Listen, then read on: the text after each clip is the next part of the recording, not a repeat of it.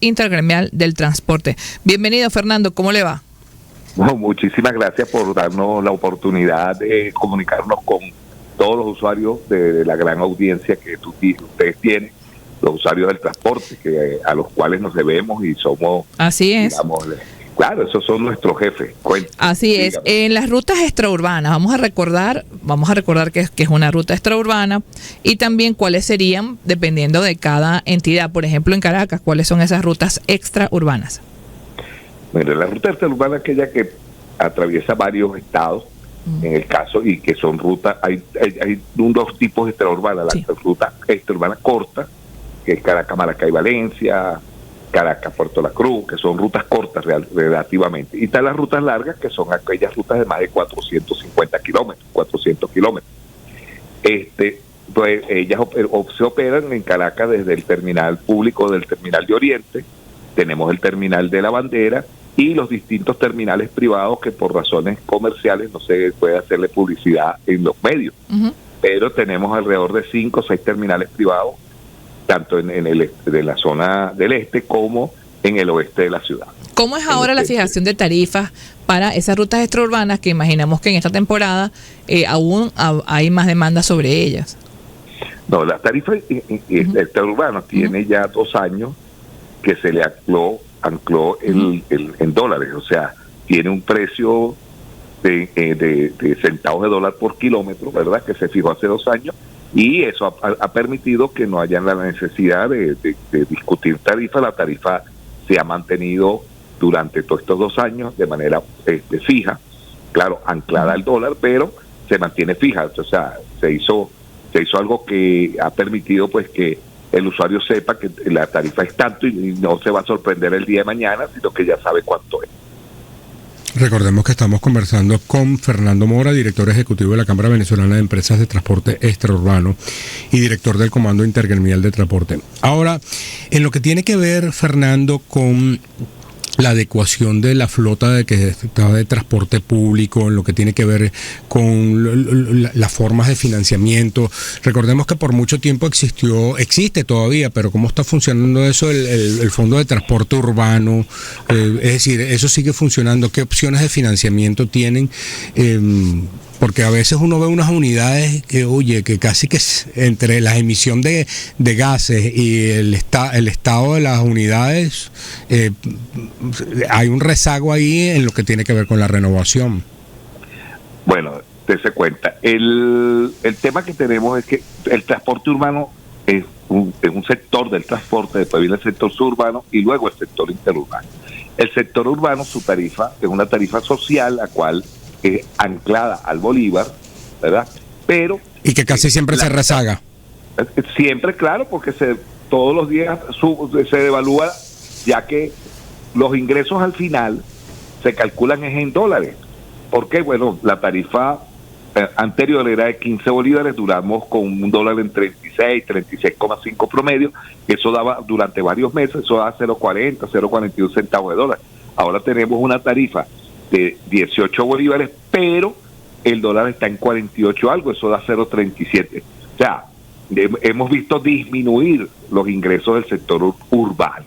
Y esto, si el Fontur cumpliera para lo que fue creado, porque Fontur fue creado para pagarle al transportista la diferencia entre la tarifa social que impone el Estado y la tarifa real.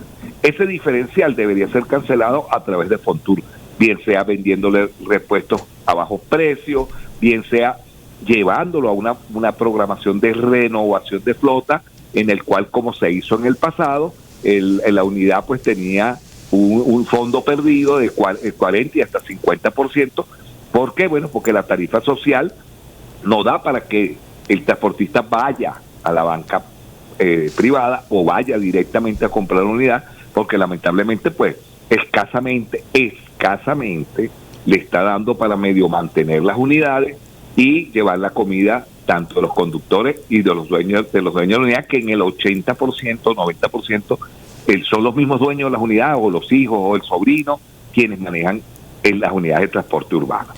Lamentablemente nosotros hemos venido proponiendo que del costo del combustible se le debería asignar una mínima parte a Fontur para que Fontur tenga los recursos necesarios para ir a un programa de renovación de flota y poder cancelarle al sector urbano esa diferencia. ¿Cuánto están pagando por el combustible? ¿Están pagando la tarifa subsidiada o los 50 céntimos de dólar por litro? No, el tema es que el transporte urbano y suburbano tienen unas estaciones de servicio TP en las cuales el combustible es subsidiado, ¿verdad? 0 bolívares. Pero ese subsidio, si usted pudiera surtir todos los días de combustible, el subsidio sería efectivo. Pero cuando usted surte hoy, trabaja hoy, pero mañana no puede trabajar porque no tiene manera de surtir, sino que surte 2 días después, si esa unidad, usted tiene que, al costo del combustible, tiene que sumarle el costo de producción de esos 2 días que perdió. Si usted saca esa cuenta, estamos pagando el combustible más caro, claro, mucho más caro. Ahora también, Fernando, ustedes con el tiempo, siempre los transportistas pedían, Dios mío, que me llame esta hora, se acordó que estoy al aire. El transportista pedían ayuda con los insumos, entonces habían establecido algunas proveedurías para cauchos, pailas del aceite, etcétera. ¿Cómo está eso en la actualidad? Bueno, en la actualidad, Fontur, mire, el presidente Fontur, el compañero Eloy Zulbarán, a mí nosotros lo felicitamos porque él sin recursos, ha creado más de 15, 16 tiendas del transportista con alianzas con el sector privado para que allí se puedan vender los insumos tales como caucho, batería, aceite y algunos repuestos. El tema es que esos proveedores dan descuentos para que Fontur, pero Fontur no tiene cómo decirle al transportista, bueno, mire, eso tiene esto, pero le vamos a dar un descuento de tanto que lo va a pagar Fontur como compensación, porque cuando a mí no me gusta utilizar la palabra subsidio, porque subsidio es cuando se le da algo a alguien que no, o sea, sin ningún tipo de merecimiento, actividad, no de actividad, pero cuando usted presta un servicio y ese servicio cuesta algo y el Estado le dice, no, usted va a prestarlo con esta tarifa social, esa diferencia entre el costo real y el costo social debe ser cancelado por los municipios, por el gobierno nacional, bueno, en este caso, en el caso urbano, la ley de régimen municipal establece que son los municipios, pero como los municipios no cuentan con esos recursos, por eso se creó Fontur. La idea de Fontur nace precisamente para eso, para pagarle al transportista ese diferencial.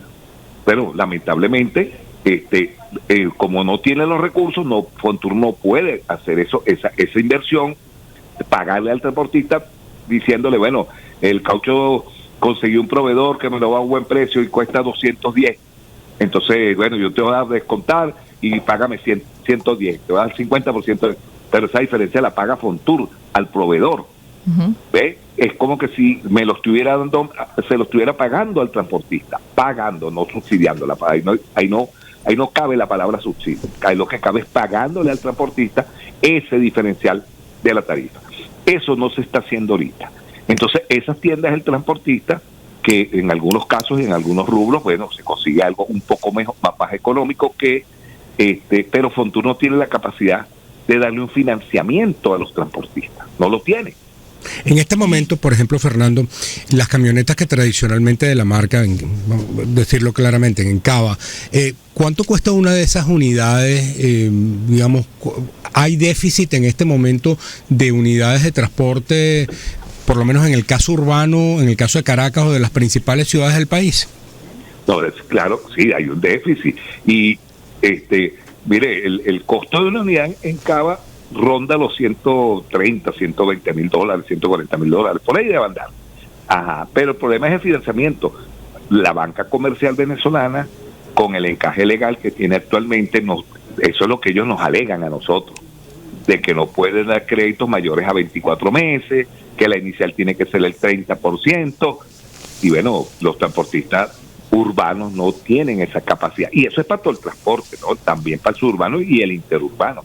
El interurbano tampoco hemos podido ir a un proceso de renovación de flota porque no tenemos capacidad de financiamiento. Nosotros necesitamos entre 48 y 60 meses de plazo para pagar y iniciales que ronden el 5, el 10%. Estoy hablando del sector interurbano.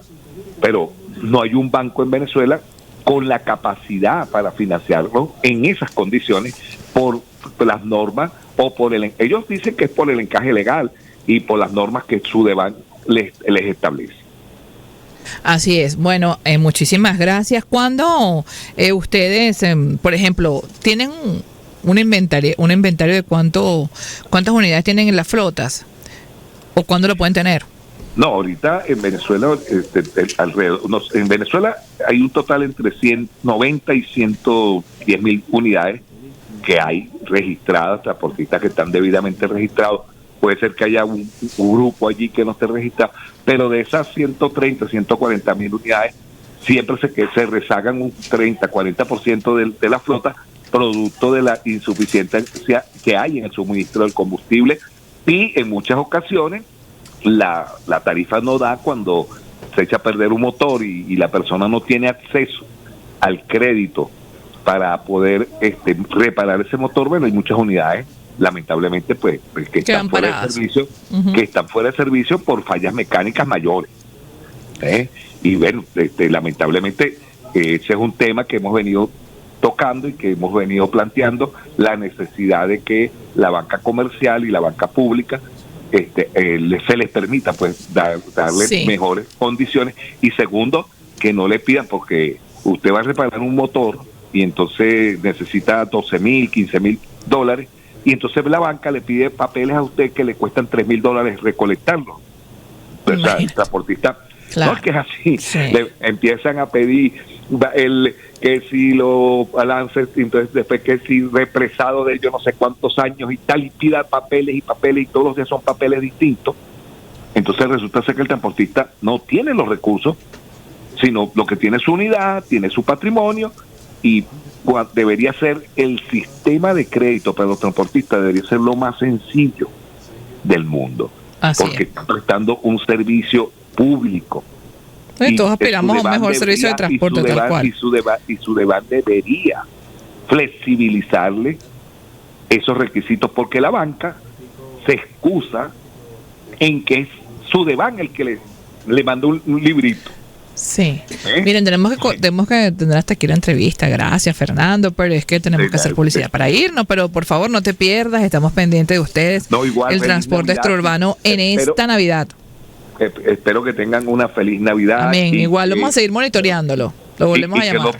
Y que no perdamos la tradición de pedirle al Niño Jesús los mejores deseos para el año que viene. Así es. Muchísimas gracias, Fernando Mora, de los transportistas extraurbanos. Vamos